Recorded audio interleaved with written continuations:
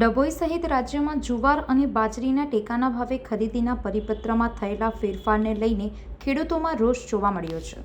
અગાઉ હેક્ટર દીઠ ખરીદી કરવાની જોગવાઈ હતી, જે બદલીને હવે ખેડૂત દીઠ 1000 કિલોગ્રામની મર્યાદા નક્કી કરવામાં આવતા ખેડૂતોને નુકસાન થવાની ભીતિ વ્યક્ત થઈ રહી છે।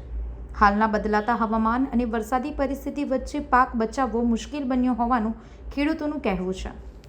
ખાનગી બજારમાં યોગ્ય ભાવ ન મળતા ખેડૂતો ટેકાના ભાવથી વધુ જથ્થામાં ખરીદીની માંગ સાથે ડભોઈ સેવા સદન ખાતે આવેદનપત્ર આપી વિરોધ નોંધાવ્યો હતો।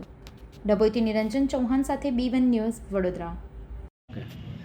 નમસ્કાર।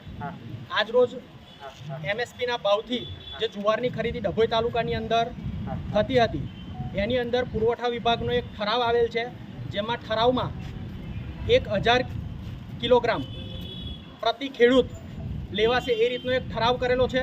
એના પહેલાં જ્યારે ખેડૂતોએ એમએસપીના ભાવથી જુવારનું રજિસ્ટ્રેશન કરેલું હતું, તે વખતે પ્રતિ હેક્ટર 1850 કિલો જુવાર લેવાની એવું જાહેર કરેલું હતું।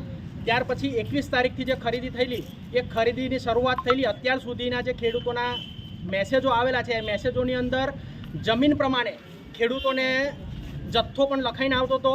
આજની તારીખે ઠરાવ આવ્યો એટલે આજે એપીએમસી ડભોઈની અંદર ખરીદી એમને બંધ કરેલી છે અને ગુજકો માર્શલ અને બધા જ ખેડૂતો ભેગા થઈ અને જે જુવારની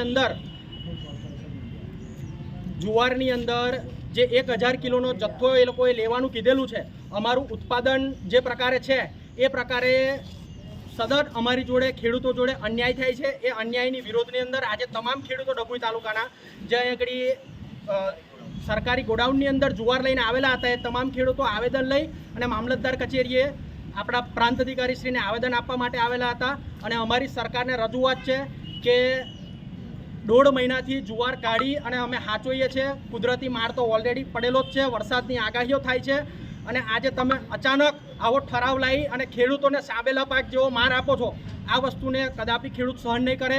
અમારી જોડે યોગ્ય ન્યાય થાય અને તમામ ખેડૂતોની જુવારની ખરીદી થાય એવી અમારી માંગ છે।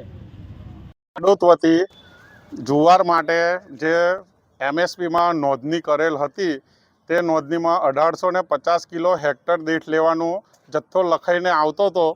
તેના બદલે આપોઆપ સરકારની મનમરજી પ્રમાણે આ જથ્થો એક કટિયા દીઠ 1000 કિલો કરી દીધેલો છે, જે દરેક ખેડૂતને નામંજૂર છે। એના વતી અમે આજે મામલતદાર ઓફિસમાં આવેદનપત્ર આપવા માટે બધા ભેગા થઈને ડભોઈ આવેદનપત્ર આપ્યું છે અને હવે આગળ અમે જે કરવાનું હશે તે કરવા માટે તૈયાર છે દરેક ખેડૂત। અત્યારે જેટલા ખેડૂત છે એટલાથી જ આ કામ કર્યું છે। અત્યાર સુધી ખેડૂતને વર્ષો આ રીતનો સોંબેલા માર આપે છે અને નાની નાની સબસિડીઓ આલીને ખેડૂતોને ખુશ કરે છે। આ સબસિડીઓની અમારે કોઈ જરૂરિયાત છે નહીં।